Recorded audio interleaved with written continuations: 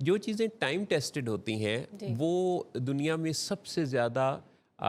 وزنی مانی جاتی ہیں، سب سے زیادہ ان کو ریکمینڈ کیا جاتا ہے، کیونکہ ٹائم ٹیسٹڈ کا مطلب ہے کہ جس بارے میں کوئی ریسرچ ہوئی اور وقت نے ثابت کر دیا کہ یہ ایسا کرنا انسانوں کے لیے فائدہ مند ہے۔ جی جی بالکل اسی طریقے سے، اور پھر جب ان کو اپلائی کیا جاتا ہے نا محسن صاحب، جی تو واقعی بہت سارا فائدہ دیکھنے میں ملتا ہے۔ جیسے اب بہت ساری بیماریوں میں دیکھ لیں، جی ذہنی مسائل میں دیکھیں، جی جیسے پہلے اگر آپ کو یاد ہوگا تو کوئی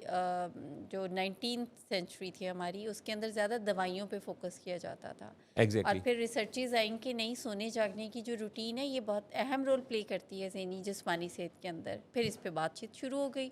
اور اگر آپ دیکھیں تو باقاعدہ نہ صرف سونا جاگنے کی روٹین بلکہ ہماری جو ریگولر لائف سٹائل ہے، جی روٹین ہے، وہ بہت اہم رول پلے کرتی ہے۔ تو جیسے جیسے ریسرچز آتی ہیں وہ شیئر کی جاتی ہیں اور ان پہ عمل کیا جاتا ہے، تو اس کا جو رزلٹ ہے، پازیٹیو جو نتائج ہیں وہ بھی دیکھنے کو مل رہے ہوتے ہیں۔ اچھا، ریسرچز جو ہیں یہ صرف میٹیریلسٹک چیزوں کے بارے میں، مشینوں کے بارے میں نہیں ہوتی، بلکہ آج کی دنیا میں جو ریسرچز کا اصل جو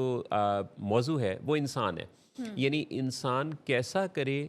تو کیا نتیجہ پیدا کر سکتا ہے، اور کیسا کرنا اس کے لیے اور دوسرے انسانوں کے لیے فائدہ مند ہے۔ دنیا میں اس وقت سب سے زیادہ انسان کو اسٹڈی کیا جا رہا جی ہے، جی اور آپ یہ دیکھیں کہ ایک انسان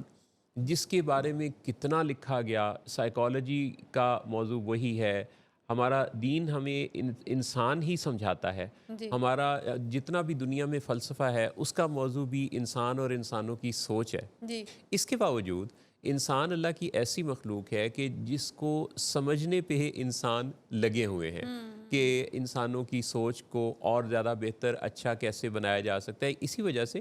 ہم دیکھتے ہیں کہ آج کا جو انسان ہے وہ اویئرنیس کے بہت اچھے درجے پر ہے، یعنی ہم دیکھیں کہ ہر واقعہ جو پاکستان میں بھی دنیا میں بھی کئی دفعہ انسانوں کے ہاتھوں ہونے والے نقصانات رپورٹ ہو رہے ہوتے ہیں، جی جی اور اس کے رپورٹ ہونے کا مقصد کیا ہوتا ہے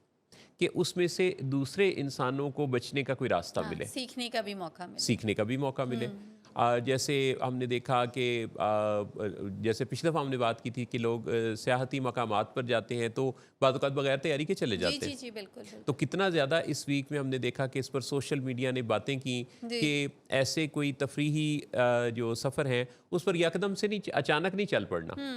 اس کے لیے تیاری کرنی ہے، سنگن لینی ہے، انفارمیشن لینی ہے، رات کا سفر نہیں کرنا،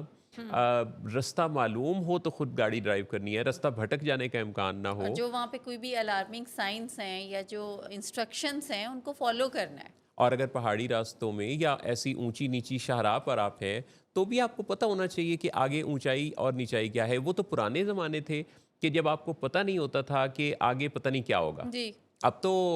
آپ گھر سے نکلتے ہیں تو آپ کو پتہ ہوتا ہے کہ 20 منٹ بعد آپ کو کسی چوک میں رستہ صاف ملے گا یا ٹریفک جیم ہوگی۔ جی جی جی بالکل تو بالکل یہ جو اتنی آسانیاں پیدا ہو گئی ہیں، اس کا انسان بہتر سے بہتر استعمال کر کے اپنی زندگی کو بہتر بنا رہا ہے۔ بالکل بالکل ٹھیک محسن صاحب۔ اسی طریقے سے جیسے وائرسز کے بارے میں بھی ابھی میں ایک آرٹیکل پڑھی تھی آج کہ جب سے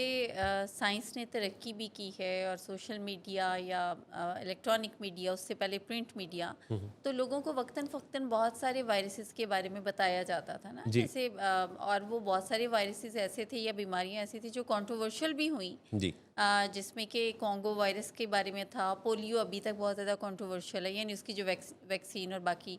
اسی طریقے سے کووڈ کے بارے میں بھی بتایا جاتا ہے۔ تو ایکچولی تو پرپس یہ ہے کہ کیسے انسان اس سے سیکھے، جی مدد حاصل کر کے اپنی زندگی کو آسان بنائے، جی جی تکلیف سے بچ جائے۔ اور اگر کسی ایک بندے نے کوئی ایسی ورس سچویشن کو ایکسپیرینس کیا ہے تو جی دوسرا جو اس کے بارے میں کارآمد معلومات ہیں انہی پہ عمل پیرا ہوتے ہوئے ہی بچ جائے، آسانی میں آ جائے۔